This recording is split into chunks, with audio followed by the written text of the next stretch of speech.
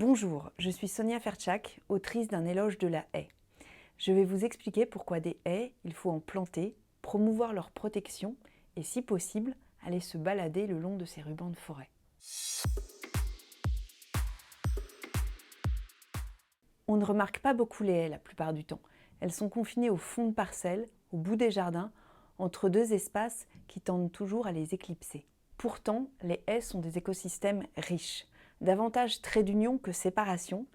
Elles œuvrent, par effet cumulatif, à réunir les qualités des deux écosystèmes qu'elles bordent. Elles sont à la fois plus productives en biomasse et plus actives en termes de biodiversité. Magie de l'effet lisière, le tout est plus que la somme des parties. La deuxième raison est une question d'esthétique. Les haies ont à voir avec l'émerveillement de l'enfance, avec notre culture. Il est normal que les campagnes aient changé de visage avec la modernité.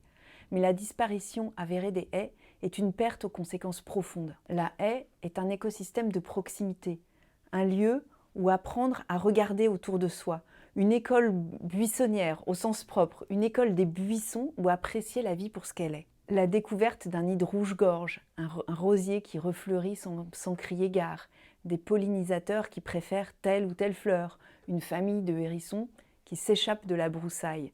Tout nous échappe dans la haie. On n'est pas consommateur au contact de la haie, on est curieux, libre d'exercer sa sensibilité, d'appréhender la vie et la mort, la cruauté du vivant aussi.